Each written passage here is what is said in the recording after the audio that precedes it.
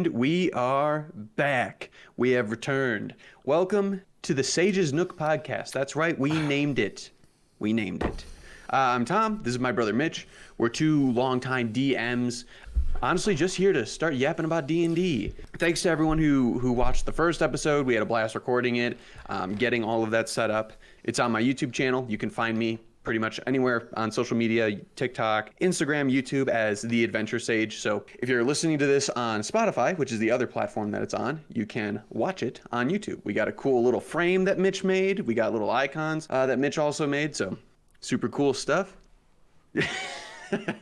I'm in my little library. Mitch is in the mines.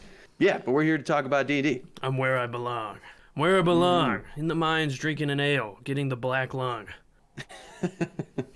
Hey, that's how they did it back in the day. You think dwarves, why do you think they're resistant to poison? Because they drink a lot and they live in gold mines. You can't get poisoned twice. They're constantly poisoned. But thanks for everyone who submitted questions as well. Honestly, we got a little bit of a better reception to the first episode than I was planning. That's super cool to see. We really like doing this, so we're happy that other people enjoy watching us too. Mitch, you got something to say? Looks like you got something to say. No, I was just going to say, we actually got some pretty good traction, so we appreciate you guys watching. And yeah, we're just doing this to have fun, so. Hell yeah. And we got some beer. Well, actually, sorry. Mitch has got some beer in him tonight. Tom's a fucking liar. I went to the store and specifically bought some tall boys for tonight, and my boy shows up empty-handed. I'm sorry, I'm not empty-handed. I got some water. And I got some eggnog. And true to the fucking name, I'm dual wielding right now. I got 2 beers going.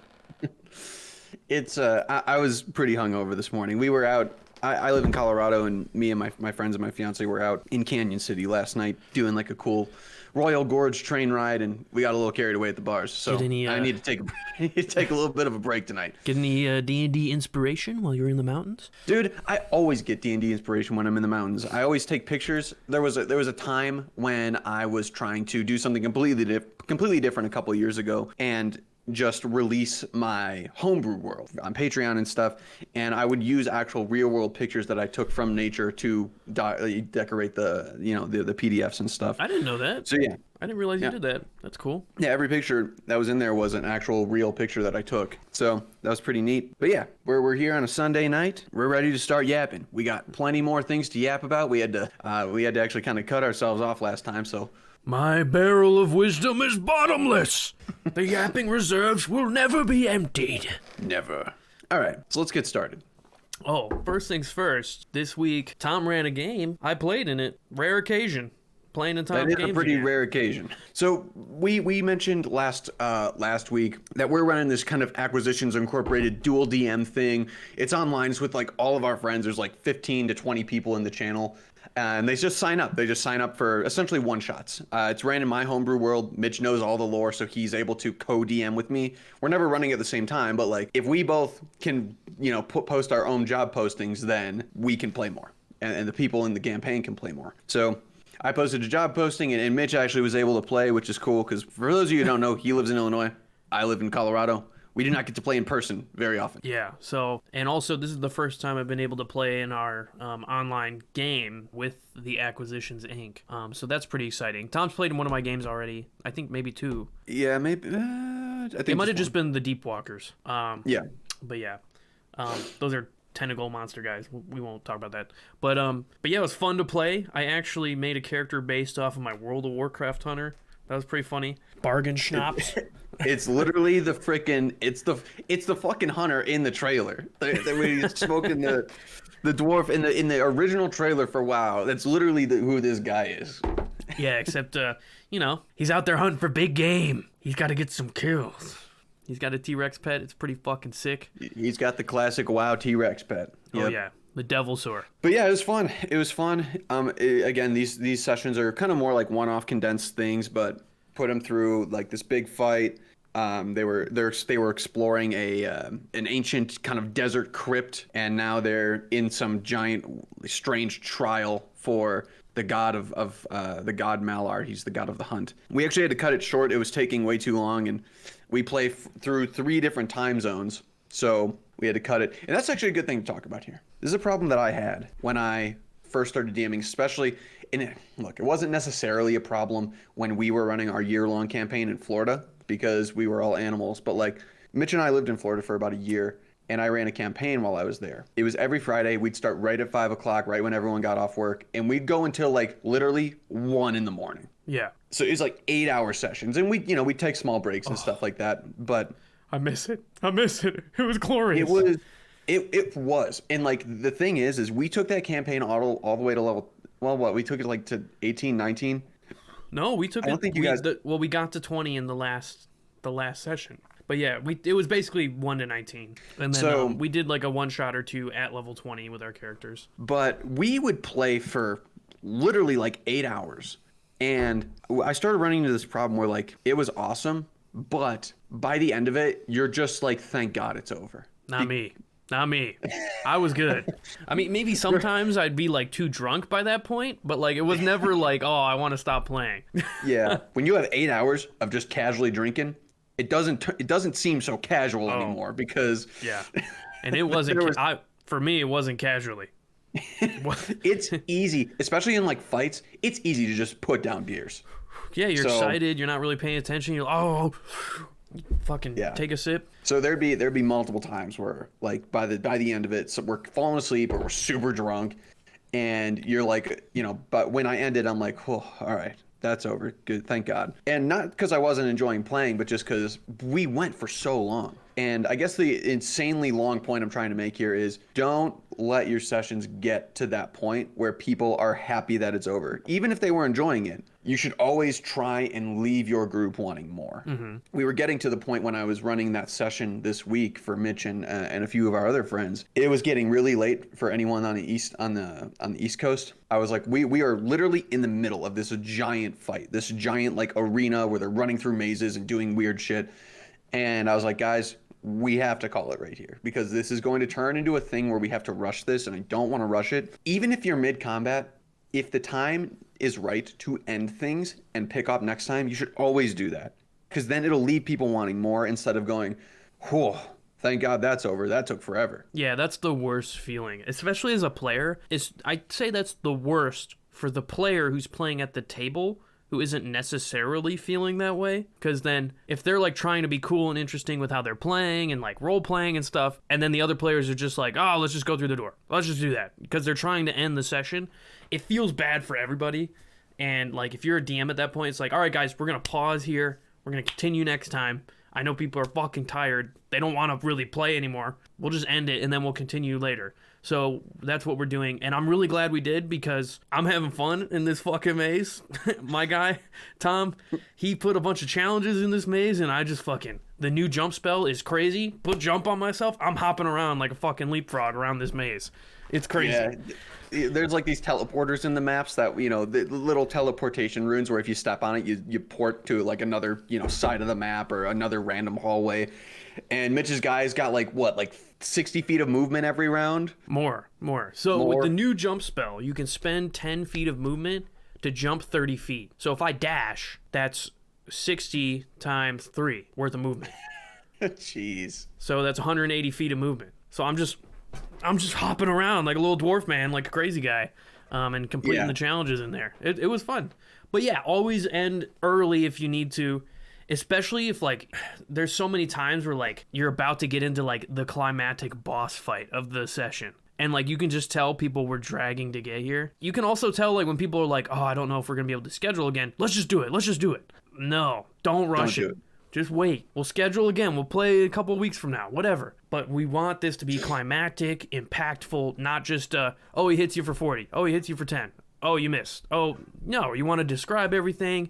If you've done all this setup, there's no point in running it to just run it like shit. Yeah, that was kind of perfectly put right there. And also, there's just nothing worse than being a player being held hostage at a D&D table. I've had sessions where, like, especially because we span all over different time zones, where I'm like, dude, I'm so tired.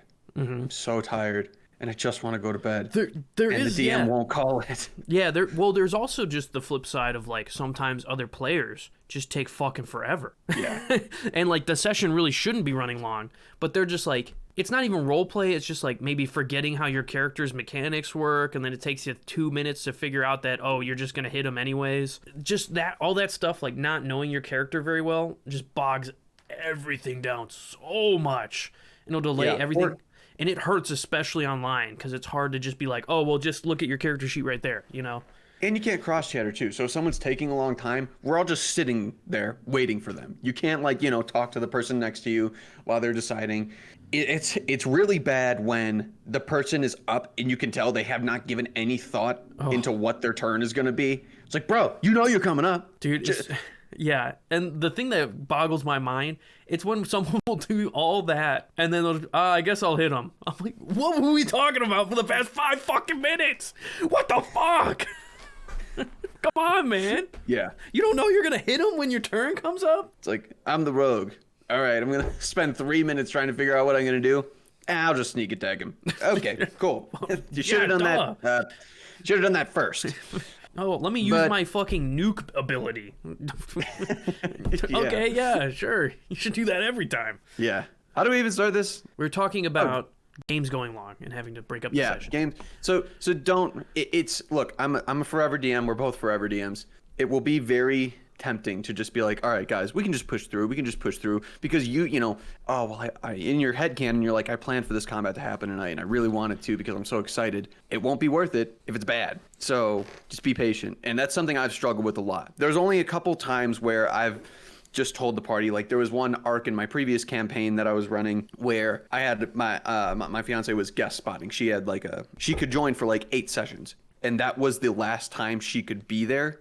This was the big climactic session of this arc, and we were in this huge long battle, and it was like 11 o'clock, and I was like, guys, I'm sorry. Which battle? We need to stay. Which battle was it? The time travel one. Oh yeah, that was sick. That's a whole other thing we'll get into another time. Yes, I had time travel in my campaign. Yes, as you guys can see, me and Tom talk about each other's campaigns all the time. So like I'll be like, which battle was it? He'll be like, this one. I'll be like, oh yeah, I'm not even in the fucking game. I know. There was the other day we were playing in a game together as players, and I was calling an antagonist in our game a character from Tom's homebrew campaign that I'm not even in. Yeah. Sorry about rushing the sessions. Yep. Oh yeah, but like you sometimes you need to, like, everyone needs to be there. It was one of those situations where I was like, I apologize. I was like, guys, I'm sorry. I know we're all starting to drag a little bit, but we have no choice but to keep going and finish this right now because she's not going to be able to be here next year or next week. So next year. But yeah, so we ended up going until like 12:30, and it was a weeknight, and I felt bad, but everyone understood. And like, as long as you communicate with your table and like, guys, I'm sorry, we need to finish this. If any, you know, and of course I didn't hold them at my house hostage. I was like, if we need to go, that's fine. We'll figure it out. But everyone was like, no, let's do it. We're in the middle of the fight. It's climactic. We're all focused. We're tired, but let's push this through. And we still made it cool. But you need to have that conversation because there's nothing worse than a session is going long and the DM isn't acknowledging it. And then you're just like, dude, is this going to end? When is this going to end? That's another thing. The DM controls that. If the DM doesn't think to stop it or doesn't realize what's happening, then it won't. Unless like one of the players literally says, hey guys, I really have to go to bed. You know, but like, yeah, sometimes you'll have these players that will just like, they'll be doing something for like 10 minutes on their turn or like in a role play thing, which is fine if you're role playing with like an important NPC or something. But especially with the online where it's like, you didn't plan a whole night for this. It's like, we're only playing for 3 hours. It's like the DM's kind of got to push the player along or like kind of break up the role play or break up whatever, because people can get carried away. I get carried away sometimes with role playing, and it's like we need to know when it's like, okay guys, we got to move on, we got to schedule. You can't just sit there and dilly-dally, especially for online stuff, and a lot of people have different play styles, different stuff going on. It's gonna be hard to meet again, especially with our campaign. We don't have set days and meet times, but we did get lucky with rescheduling for this week. Yeah, we got lucky, found some time, and it's not gonna be a whole session. It'll be more like a finish it out, kind of wrap things up, and then take it from there. But and I'll let you guys know if my character jumps in a hole to his death. Possible. Always possible. Well, that's what we did this week for playing D&D. That's the only D&D we played. I'm kind of taking a little bit of a hiatus from my current campaign. Well, not my current campaign. We finished my current campaign. So in the new year, I'm going to start running Curse of Strahd. for my in-person party, which I want to suck your blood. Dude, I love Curse of Strahd. And I know this is not a hot take, but it's probably, if it's not the best, it's at least one of the best D&D modules ever released. The Dawn of Gigaman. Yeah, I ran. Curse of Strahd was one of the campaigns that I ran and then couldn't commit to after a few sessions, like we talked about last week. Which had this character. He was the best. He was like a moronic superhero. He was the best. He was the best. I was playing a monk, skin tight purple suit. He used his Giga Punch. That was his main ability. Giga Punch. He'd punch enemies. You know, there was a crazy moment where we were fighting a shambling mound, and we were only level, I think, 1. You guys were level maybe 2. I think maybe 3 level 2s versus a CR5 shambling mound. We somehow made it. We had a player death, but we somehow made it because I got like 3 crits in a row as this goof character in Curse of Strahd. Yeah, it was. Oh, I love Giga Man. I love role playing as his dumbass. You played Giga Man in Lost Mines of Phandelver too. Yeah. Dude, he was great. I will kill you, evildoer. Giga Man's funny. But yeah, so that's what I'm running Curse of Strahd starting in the new year. Really, really excited. I've been doing a lot of prep for it. The campaign module is really awesome already, but I'm reading like this giant Reddit. It's essentially like a book on Reddit that like beefs up the campaign and dives into more lore and kind of like takes elements that the module is lacking in and kind of, you know, adds new and exciting things to them. So it's a little modified, but it is pretty true to the main module. And I think I've read the book through like twice, and it's just so good. It's so rich. It's so dark. I really like dark and gritty campaigns. You know, not to say that the humor and insanity of high fantasy isn't great. I just ran a high fantasy campaign for 2 years, but I really like stakes when everything feels a little bit more dire, and I don't have to freaking assimilate this insanely powerful character just to compete with my party because they all have every single magic item that's been invented. When things are still challenging and kind of everything's a little more grounded, I think that's where the game really shines. Yeah, D&D, especially D&D modules, work best and are the best when they are very thematic, when the theme is heavy. So like Curse of Strahd, super heavy, like dark fantasy. That's when the modules are at their best, when they're not just generic fantasy setting, you know? I feel like even if you have like a very like demon, like Descent into Avernus, it's very like demonic and like, oh, we're going to the depths of hell. But the theme of that is like, you're delving through hell. You gotta kill shit. Like it's bloody. Like Mad Max. Yeah, it's crazy. Like when things are themed well, that's when they're at their best. And to even add on to that, the music that you use. First off, okay, this is not a hot take. I will, if anyone says it's a hot take, you're wrong. If you're not using music in your D&D sessions, what the fuck are you doing? Yeah, I'm gonna say as a player at your table and be like, where's the fucking music? I'm trying to get hyped up. And I think this is more of maybe I'm wrong here, but I think this is more of like the old way of D&D, like the 3.5, when it was really just about power gaming and story wasn't a huge thing. It feels like the atmosphere didn't really matter. Like our dad, for example. Our dad's been playing D&D since what, like second edition or something? I'm pretty sure he has first edition books. So he played in first edition as a kid, literally like the kids in Stranger Things, like that same age. And then he didn't play for a long time, and then third edition came out, and him and all of his buddies got back into it. And they played as a group at like conventions and stuff. Like they were going to the original Gen Cons and stuff. It was cool. But yeah, so obviously that's where we got it from. But yeah, but he plays in our online campaign. He'll join some of the adventures for your acquisitions, and you know we'll be playing music through Discord and everything like that. He just mutes it. Yeah. He's like, "No, I don't need that. That's a distraction." How do I turn this off? Yeah. I remember when he asked that, and I laughed. I was like, "Okay." How do I turn the music off? Well, no. The music's supposed to be on. No, I don't want it. I don't want it there. I think it's more of like a tactical war game. It's less of like a RPG experience where you get into character and it's like, oh, I know what my character would do. Like he's gonna go kill that guy and then save the person. You know, it's very like simple. Let's get in, get out, do our thing. We're playing with spreadsheets. You know, it's like. It's very like tactical and ergonomic. But that's just kind of the way it was back then. Like people would just play without any music, without any atmosphere, without any mood lighting. They just sit in a game shop with blinding, doctor headlights above them in a white room and just go at it. And I just can't do that. So Like I think it's kind of similar to like kids who grow up with like phones and stuff now, and they didn't know what it was like before. We have it good because like you couldn't buy like multicolored changing light bulbs back in the day. Like if you got a speaker, it was the giant jumbo speaker box you put cassette tapes in. Like they didn't have any of that stuff. So I feel like they're just used to not having any of that stuff. Like why you need that? Yeah, that's a good point.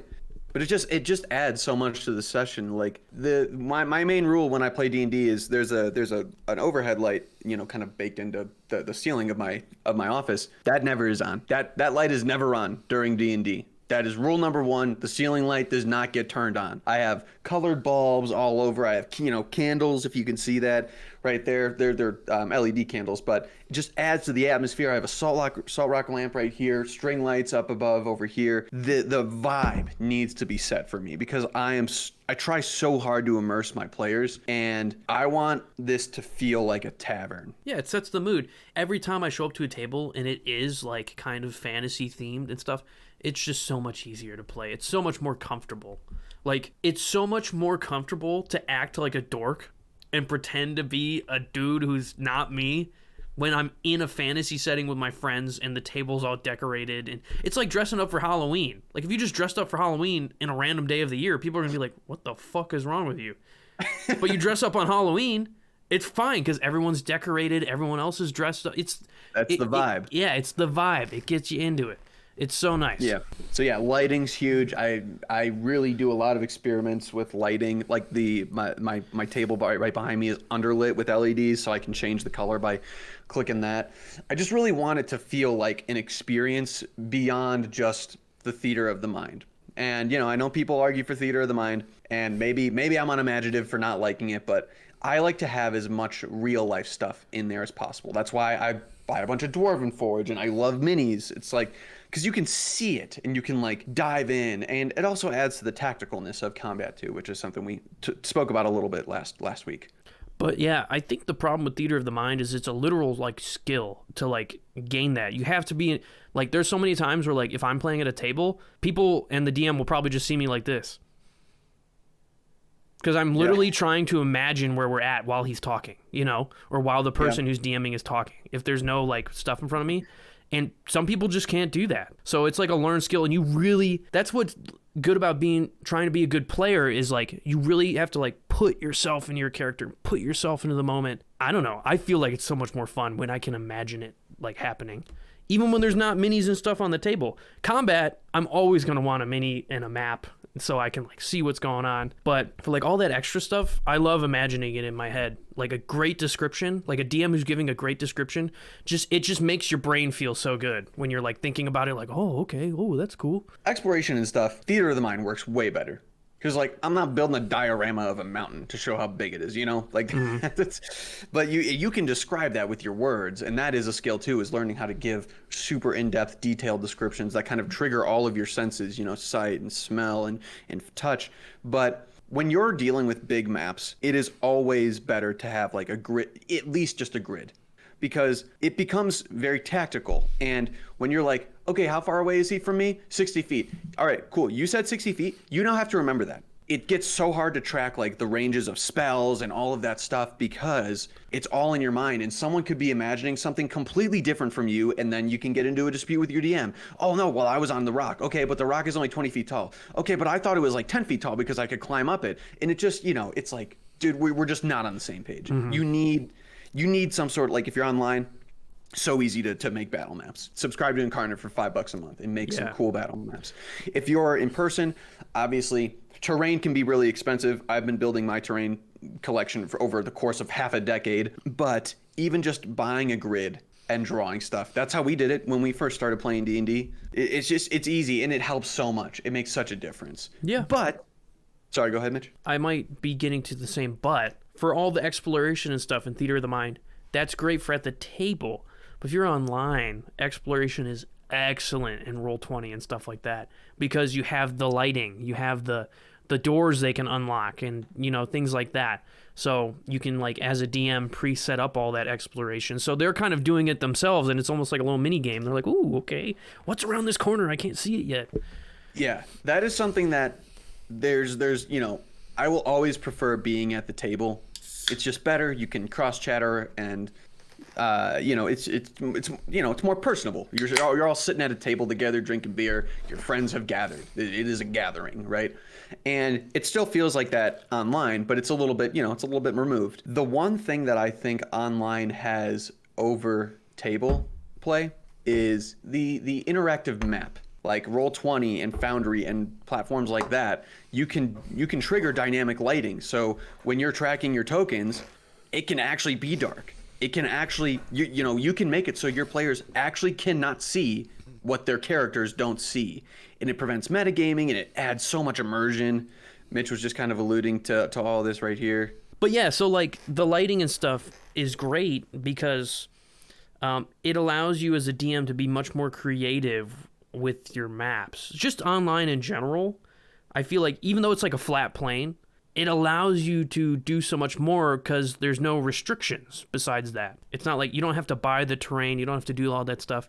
You can have like spiraling staircases that go up and pillars that block vision so players can hide behind it and like they literally can't see the enemies. And I don't like, there's so many times where people will be like, oh my God, like freaking out because of a giant monster. And the other people in the party will be like, what's wrong? It'll be like, there's something over here. And then when all those players come around and see the monster, it's like, it's a great reaction. They're like, oh fuck. Yeah. Cause like, and I know good players won't, but you can metagame your way across a table. But I was running a Balhanath fight, and Balhanaths are essentially like these tentacled, like, stalagmite creatures. They're basically like giant eldritch horror tentacle monsters with a giant mouth, and they will warp the terrain around them within a mile.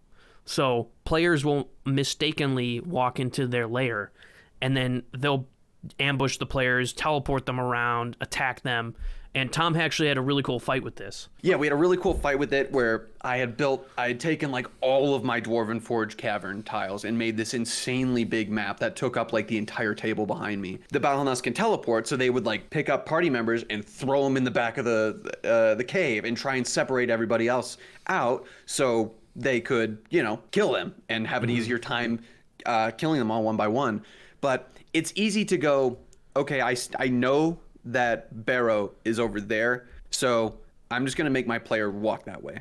Because it's not metagaming to just choose a random direction if you don't know where they are, but it's like he knows they're that way, so I'm going to take this route. And it's not like, it's not bad on the players for doing that. That's what you're going to do. You're going to be like, hey, I can hear him screaming down the hallway. I'm going to go this way. There's nothing wrong with that, but it's so much cooler when you literally have no fucking idea where they are. Yeah, online. Yeah, because you're looking down 4 different hallways, and your dark vision only goes 60 feet, and then after that, you just don't know where they are. Yeah, but it's awesome. But yeah, go get the Balhanath mini, and we'll show them that. It's cool. Yeah, one sec. I'll cut out me searching for it. Ugh. I'm back. So here's the mini. So it's like this. I painted it, but I ordered these off Etsy. Mitch actually has the same mini. Yeah, we both kind of ran our Balhanath stuff around the same time because I got the mini. I was like, dude, this shit is awesome. And Tom was like, I'm getting 2. Yeah, so I got 2 of them and I painted them myself. So it was a super cool fight. But I actually just ran something kind of similar to this, like we talked about when we first started talking here, the session this week. It's like this giant maze where there's a lot of, essentially they have to like pour water on these crystals. So they're all running around a maze with drinking horns of water. But the drinking horns of water, we had to get from a specific source at the start of the maze. So if we drop it or something happens, we have to go all the way back to get it. So they're running through with drinking horns of water. And of course, as a mechanic, if you're holding the water, then you can't hold the shield, or you can't dual wield you can't hold a greatsword. So they're just running through the maze, and then there's like different sections of it. Like there's one room that looks like a jungle that had some grung in it, and there was a crystal in there, and then you walk in there, you gotta fight the grung, blah blah blah. There's one where you had to like jump across a chasm. There are players that are in an area where it's just completely engulfed in spider webs, and now they're fighting giant spiders, and it's this giant map. But the thing is the group inevitably gets split up. So, Mitch's character is on one side, 2 other characters are on the other side. Someone's lost trying to figure out where everyone is.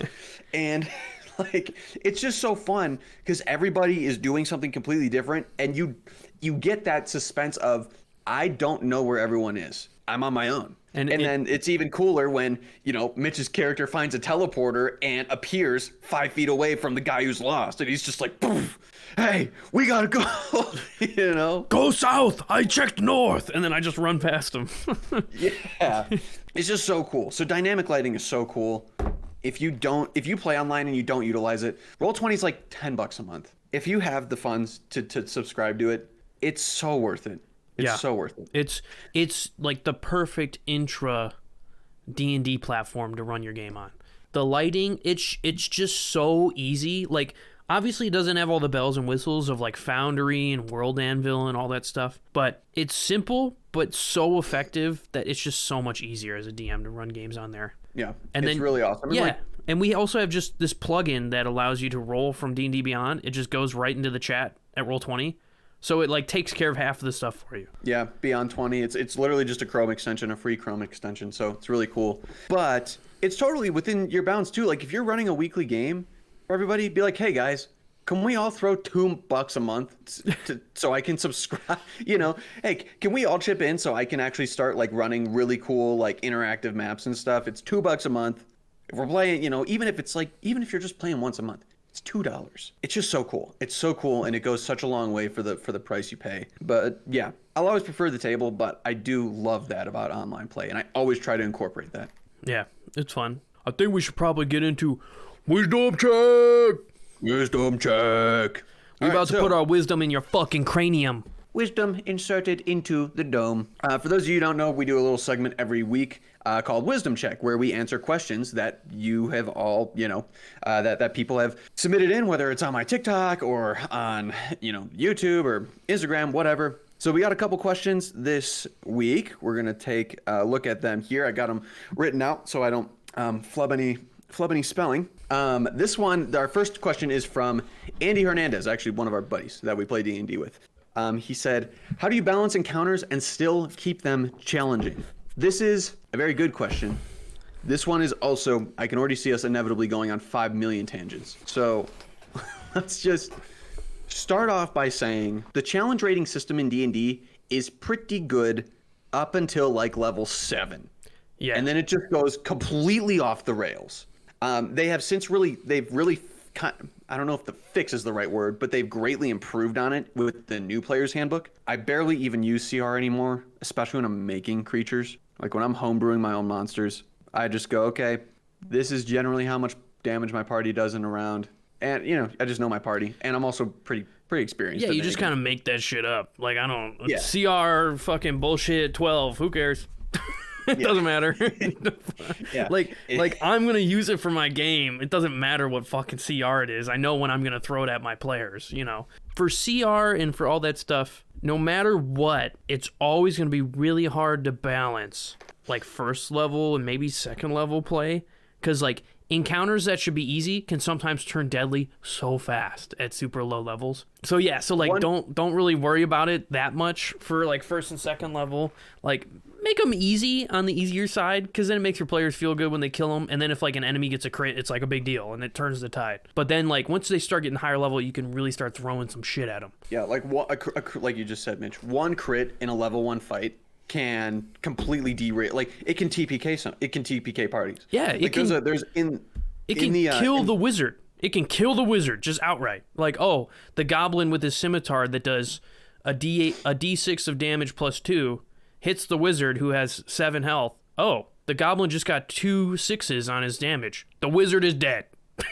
No revive, no death save. He's just dead. There's a encounter in Lost Mines of Phandelver. If I don't know, I guess spoilers for Lost Mines of Phandelver, but which encounter is it? The first one? Yeah, it's the first encounter.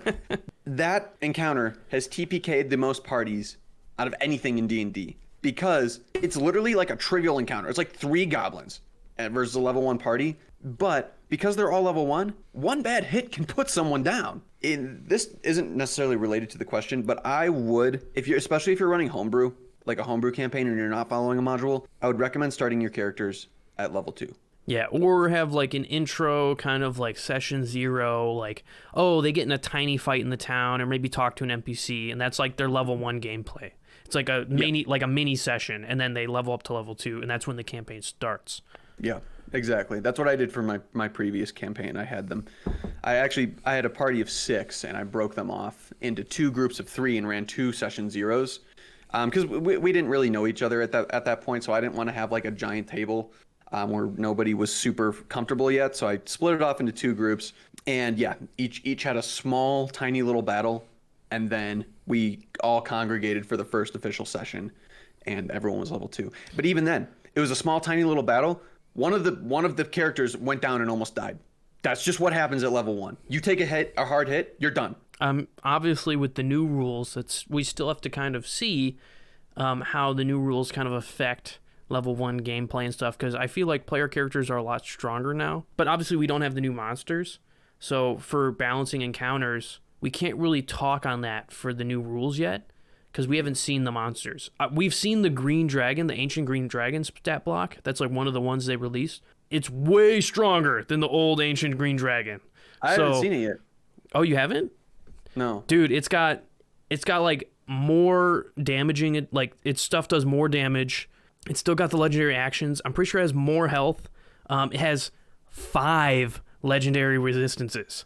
5. Nice. About fucking time. Yeah, 2 more than they used to. And yeah, like they changed some of it's just overall deadlier, which is great because high level shit needs to be deadly. Yeah. So we can't really judge it a lot yet for the new rules, but for the old rules and for balancing stuff, you really kind of get a feel for your party and how they kind of play and how their kind of party dynamic works out. In my current in-person campaign, I've got 2 wizards, a hexblade paladin, and then a Goliath fighter, rune knight. So I essentially in my campaign have this brick wall in the front line that also can annihilate. And then I have 2 powerful wizards that can support and throw down death. It's really hard for me to balance encounters with them because if I throw a spellcaster in there, if it's one spellcaster, he's never casting anything. They're just going to counterspell him to death. So I have to put multiple casters in there to deal with that, or have the caster have his own counterspell, maybe cast stuff from a range. There's a lot of stuff that involves balancing encounters where you have to think about what your party can do. If I just throw a brute in front of my party, he is never going to get past Jotun, which is one of my player characters, the Goliath Rune Knight fighter. He just grows to a huge size and just smashes whoever comes to him. Stone's Endurance gets resistance to all melee damage. Like X, my other frontliner, he is Shadar Kai, so he just teleports and takes half damage for a whole round. Like, there's such a brick wall that it's warping for the encounter. In order to do stuff, I have to put creatures or monsters in there that can bypass that. They can teleport around, or they can sneak around them, or they're invisible. Doesn't necessarily mean like I want to directly counter them, but I have to make my encounters with the intent of knowing my player's abilities. Yeah, that's a great point. Especially the one, well, you literally just said, like, you don't ever want to work to try and nullify your player's abilities, because your players built their character to do cool shit. If your villains and your encounters are making it so they can't do that stuff, then that just feels bad. But you still want to appropriately challenge them, so make your villains also be able to do cool shit that challenges them in ways that they probably wouldn't have thought.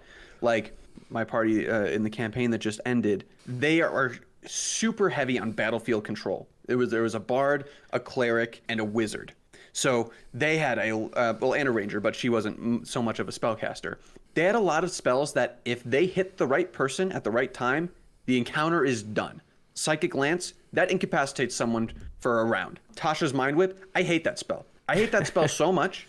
That spell is so broken and so powerful that there was almost nothing I could do to get around it. My wizard, who's piloted by one of my best friends, whenever they were fighting a legendary creature, his only job in the battle is to just spam Tasha's Mind Whip at them and burn their legendary resistances. Because very few creatures are extremely intelligent. Of course, spellcasters for the most part are going to be that kind of high intelligent, super smart, really hard to hit with that particular spell. But like if they're fighting a monster or if they're fighting anyone else that isn't necessarily a spellcaster or a tactician, he's just spamming Mind Whip at them. Yeah. And just destroying their legendary resistances. And then they're like, okay, cool. Legendary resistances are done. Banish him. Yeah, like 70% of the monsters in D&D are like not very smart. They're just like brutes or very powerful monsters.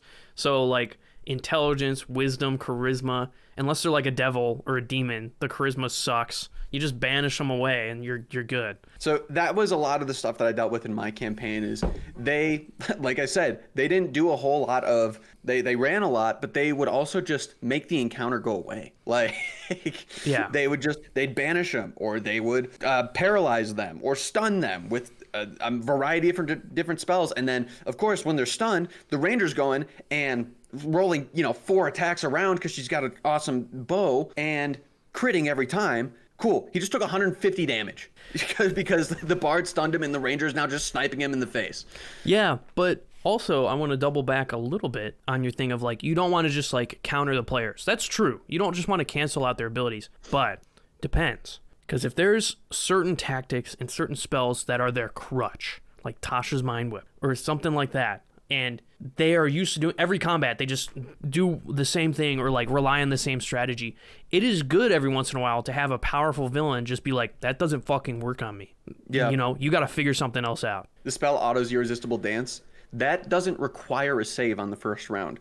Of course, we had a bard in the party. So anytime that they were up against one big monster, it literally became a meme, because anytime I would just drop one big mini on the table, they'd all go, the folly of one big guy. Because it doesn't matter what his action economy is, it doesn't matter what the monster can do, they will beat it. They will beat it because they have the resources to put him down. They have the resources to take it out of commission, regardless of if it wants it or not. However, like you said, Mitch, if they are really dependent on one thing, Auto's Irresistible Dance doesn't work if the creature is immune to charm. So he tried to pull that out on one of the big bad villains, and I was like, yeah, it doesn't work. And he's like, oh shit, all right, well I gotta completely change my whole plan now because I planned on that monster being stunned for a round or dancing for a round. Yeah, a giant ogre is scary unless it's dancing around the ground, rolling around because they cast Tasha Mind Whip on it. But a giant ogre in a silent spell is way scarier. Or an anti-magic field. Things that counter their stuff. You don't necessarily want to do that all the time, but major villains who have killed countless parties, they haven't actually, but in D&D canon, these are powerful characters and creatures. They should be able to deal with shit your party throws at them. They've probably seen a bunch of clerics try to banish them before, and they paid for it dearly. So it's kind of like, for balancing encounters, I barely even look at CR anymore. I mainly just base it off my party's powers, like in what they can do. Because I know if I just go strictly off CR, the combat encounter is not going to be good because the creatures are just going to get destroyed. And you can also do it like, and this is kind of meta, but you can frame it in a way where it becomes not. Like if your big bad villain knows who the party is, they can watch them. They can keep tabs on them. They can, get information. Hey, how did these people fight? What do they use? I'm trying to make sure these guys don't kill me. Then when you're in the battle, you can say something like, someone so-and-so told me you were going to do this. And then you can have an ability that counters it or something, and it won't feel cheap, right? It won't, because that's the one thing. You don't just want to have every villain be able to counter your party, because then it feels cheap, feels wrong, and it would honestly piss me off as a player. Yeah, as a player, that feels like shit. Like it really depends on, like, if it happens like once or something, it's like, oh fuck, I can't rely on my awesome ability. Like I gotta figure something else out. But if it's like every fight, it's like, oh, everyone's immune to charm. Oh, everybody is immune to banishment. Like that would just get really fucking annoying. And then it becomes an adversarial thing between you and your DM, because then you're not building your character how you want to anymore. You're building your character so you don't die. Yeah. And it should be a happy medium. You should obviously try and build your character so they're good and efficient, but you also should do what you want. And if you want to build a character that's really focused on like banishing, you want to be able to use the abilities that you want to be able to use. It feels wrong if the DM is constantly just being like, actually, nope, it doesn't work on him. You got to have reason for it. You got to make it canonically sound. Yeah, but for normal encounters and stuff, for just balancing, I said earlier I don't really use CR. I use it a little bit just to kind of like, I'll say if my party's like level 4, I'll say find me creatures between like 3 and 6, like in the search tool or whatever on D&D Beyond. And then I will pick out the encounter depending on what the creatures do and their abilities and stuff like that. Because there's some creatures where their CR should not be what it is, and they're like way overpowered or way underpowered. We talked about that last week with the dragons. The dragons are not as strong as their CR says, besides their breath weapon. But if they don't have it, then they're kind of just big meat sacks. They can't really do much. But yeah, having a good mix of creatures that have different abilities, things that can stop certain players, but then maybe give other players advantages. Like if you have a party, like let's just say my party of the 2 frontliners and the 2 spellcasters, and they go against like a giant enemy group of mages, like yeah, the mages are gonna have a hard time because they're gonna be getting counterspelled the whole time, but that's gonna be a field day for the frontliners. They're gonna go in there and it's gonna be a blender. It just changing it up, making encounters feel different. You want to make it so that it's fun and interesting and there's things to do. Like, oh, these guys are all up here on this cliff, so you got to figure out how to get them or shoot them. But besides that, you're like stuck at the bottom, so they might not be strong enemies, but if you can't get to them, they're gonna just pin you down and poke you down. Like you could have 10 goblins up there with the level 7 party, but if you can't reach them or shoot them, they're just going to shoot you to death. So you got to figure something out, even though those are weak creatures. There was an encounter in the campaign I ran for Mitch where they were essentially, yeah, you're there to do something. You're there to grab something or save someone, but the mission was not, the salt mine was infested with goblins, like just a colony of goblins. And you got the thing, you achieved your mission, and then the goblins, very much like Lord of the Rings style, just kind of like started pouring out of the walls.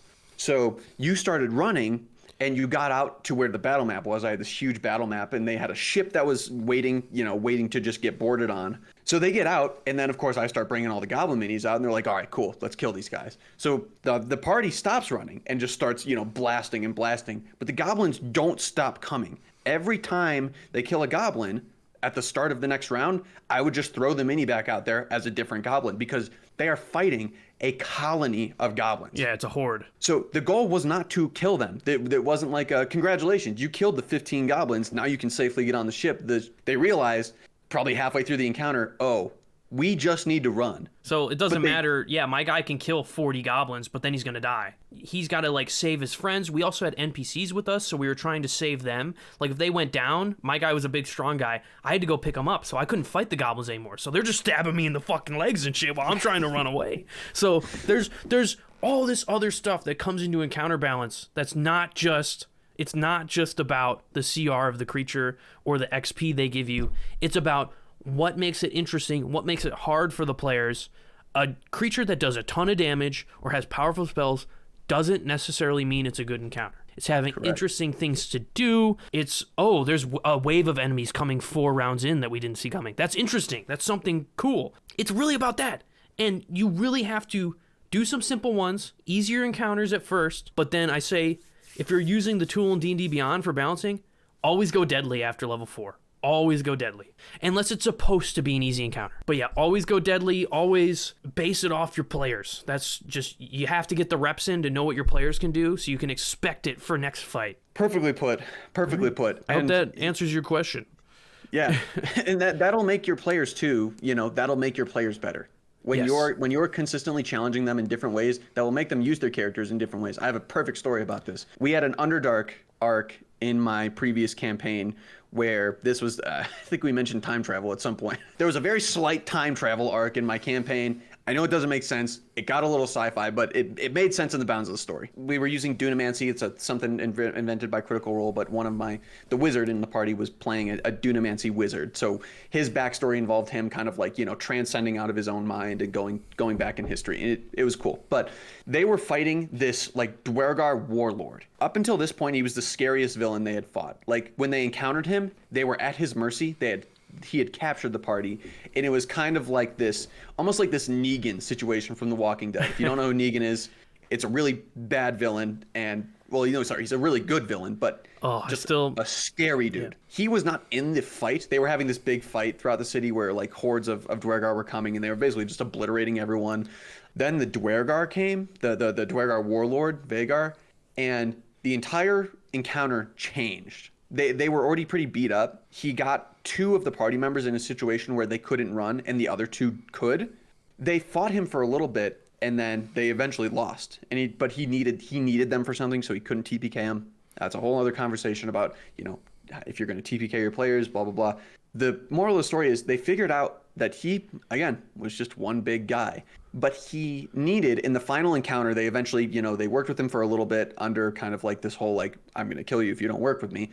But they eventually did fight him. In the fight, he needed one of the players to go stand in this machine. He would like try and pull them or, charm them to just walk over there. And it was this kind of dance of him trying to get someone to get into this machine. And because I was doing something that the party had never encountered before, he wasn't trying to kill them. He was trying to get them to bend to his will. That made them think outside the box. And the cleric realized Elvis the wizard is the target right now, and Vagar needs Elvis to go step in this machine. The cleric goes, Elvis, choose to fail this. And he banishes him. Not the villain. The cleric banished the wizard. Super smart. So the wizard couldn't walk into the machine. Yeah, that's like genius level play. Obviously, as the wizard, you're probably like, oh, fuck. But then also as the wizard, you're like, oh, sweet. I can't get mind controlled now. So now, Vagar essentially just had to only focus on the cleric to try and break his concentration. So, like, when you step outside the box as a DM, your players will match you and step outside the box. And then you have these really, really cool encounters where things are happening. It's not just a slugfest. It's like this almost chess battle.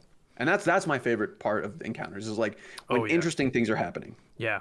When cool encounters are always when like the monsters have cool abilities that make the players have to adapt or just use different strategies. I had an experience like that, and then after I say this, we'll move on to the next question. But I had a experience where I had a giant dragon attack a city that the players were defending. I talked about this last week a little bit when we were talking about dragons. My fighter, they had never come across something that like frightened them. I think maybe they had like a ghost they fought one time that almost frightened them, but most of them succeeded, or they succeeded in the next round, whatever. It wasn't hard save. Dragons, their dragon fear or whatever it is, frightful presence, is actually very hard to roll out of if you have a bad wisdom. And my fighter, who is like a wrecking machine, he failed his save immediately when the dragon showed up. He didn't succeed for the rest of the fight. And it was like an 8-round encounter. That was like a wake-up call to him and the party of like, oh, there's other stuff we have to adjust to. Because they're always like just blowing up my guys. Like they do so much damage and they're very powerful. But that was like kind of like we have to do other stuff. We can't just blow up enemies and like teleport around. We have to like prepare. We have to like find ways to toughen up our other defenses, our weaknesses, pick spells that'll help our friends, So doing things that make the players adapt in this way and grow as players is like primo for the DM. And that will always make the encounter more challenging without just making it deadlier. Well put. Yeah, hope that answered your question. Like, So there's no really easy way to balance encounters. You just got to understand your party. So the next question is by one of our other buddies. My name is Kyle. How do you play how to play a slightly evil character? This is a good one. This is a good one. It definitely, the answer is a little bit nuanced. There's no just one, fix-all answer. Mitch, you want to start, or I can take it? Sure, I guess I'll start. I do have a slightly evil character in my game, and it is the person who submitted this question. Funny enough. It's not how you're doing it right now. Yeah. So, rocks fall, your character dies. I'm deciding that out of game. No bad guys at the table. No, I'm kidding. But yeah, so a slightly evil character, as long as they're not like antagonistic towards the party directly, like if you have like a common goal or something, and you're not just straight up super evil, like just killing a bunch of people. Because if you're with a party and you're slightly evil and they're with you and you're just like murdering NPCs for no reason and stuff like that, I would expect the party to be like, yo, what the fuck? And just like attack you. Yeah. So you can't really play a true evil character. It has to be like almost like an Anakin Darth Vader kind of situation where like they're being pulled to the dark side, but they're trying to do good, or they have to do bad things to get good results in order to progress their plot and like help other people. So it has to be you're going down a dark path for a reason.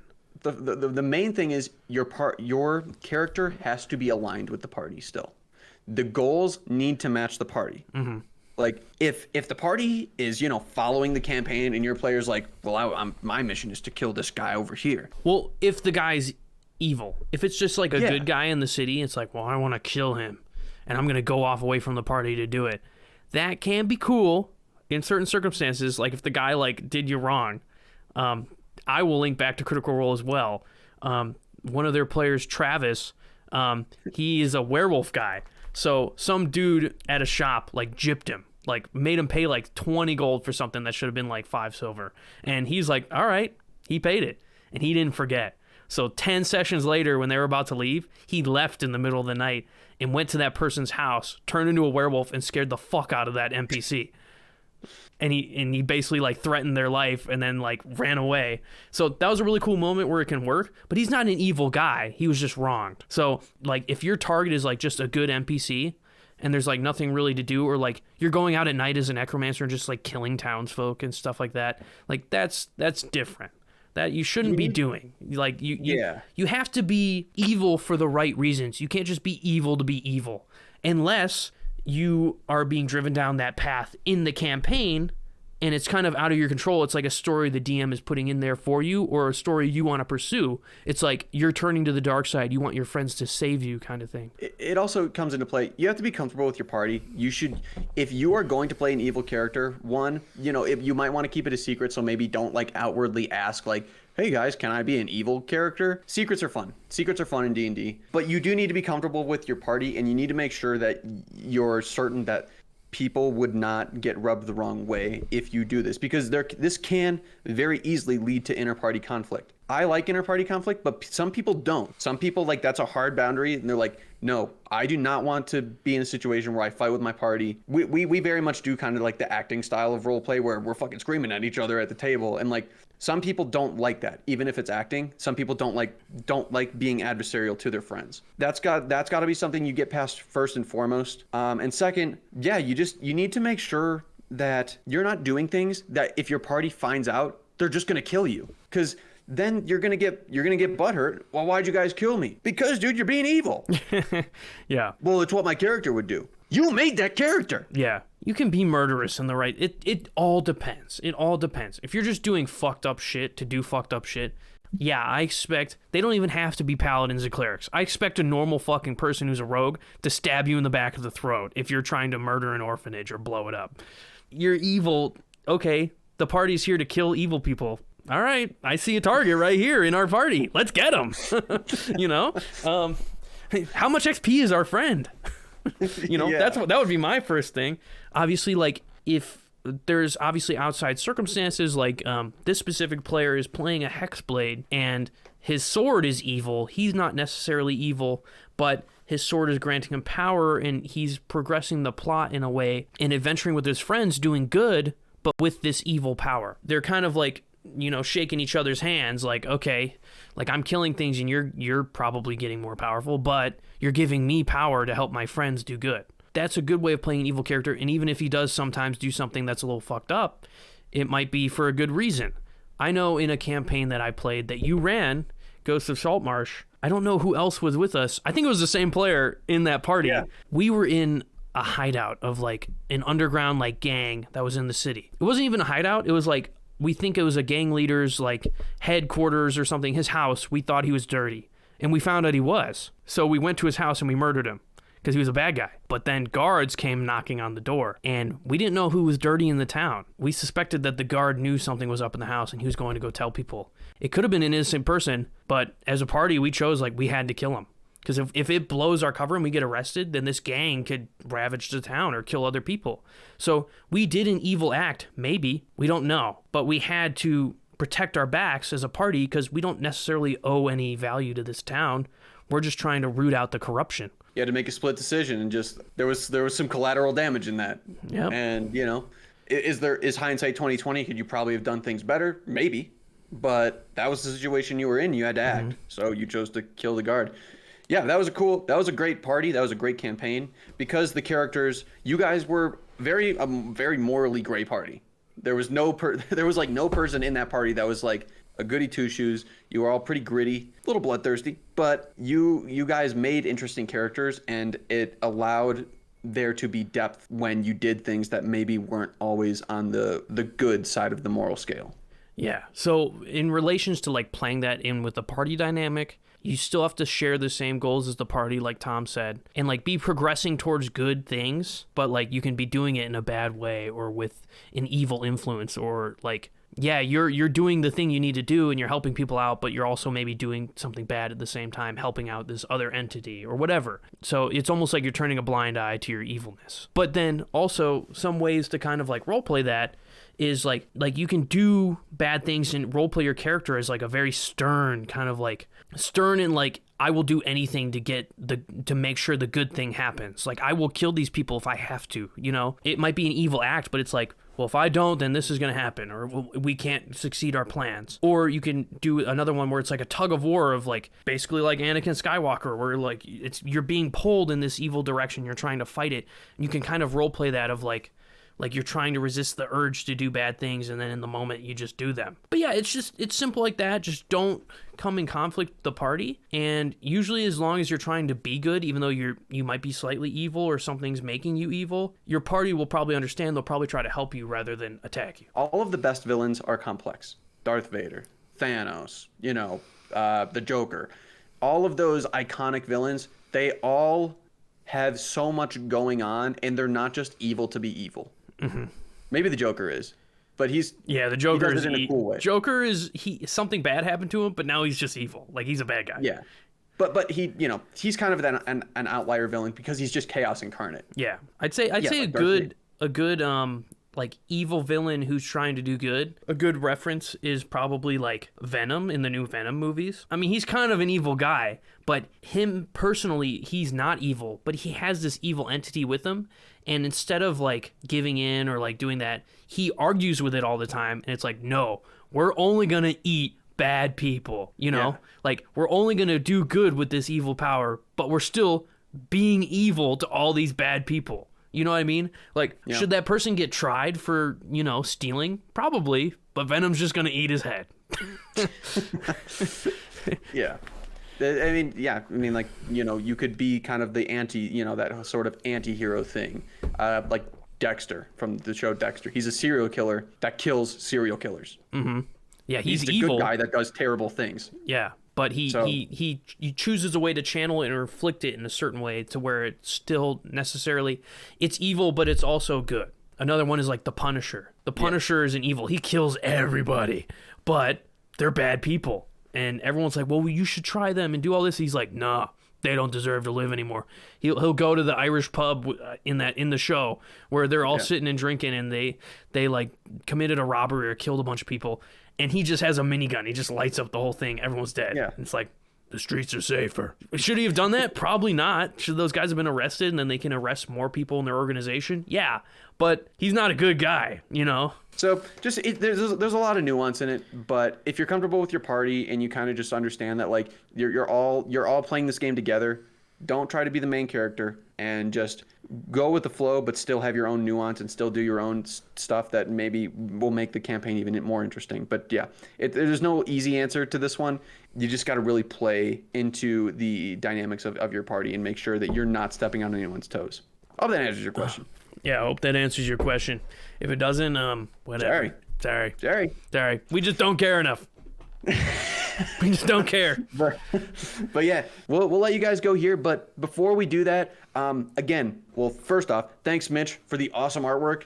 Mitch is responsible for the icons on like the cover of this podcast. He's awesome at pixel art. He made this whole frame, my library and the trees and the mines. The mines. But yeah, so super cool artwork. Thanks for doing that, Mitch. Makes our videos a little prettier. Comment questions that you want us to answer next week. Of course, we can't get to all of them. I'm sorry, we just literally can't. We'll be here forever. But comment in this YouTube video. If you're listening on Spotify, I think Spotify actually gives you the ability to comment on podcasts now. I didn't know that. So comment on that. Oh, really? Yeah, I don't know. Maybe. I think so. I think I saw that. Or just comment on my TikTok posts. Hey, question for the podcast. I try to post every day. So, if you feel like this podcast and you're not following me, give me a follow. My handle is The Adventure Sage on Instagram, TikTok, YouTube, all that good stuff. And Yeah, we'll see you next week. Yeah, and we'll leave you on this. Me finishing my beers. There we go. Do it. Do it. Do it.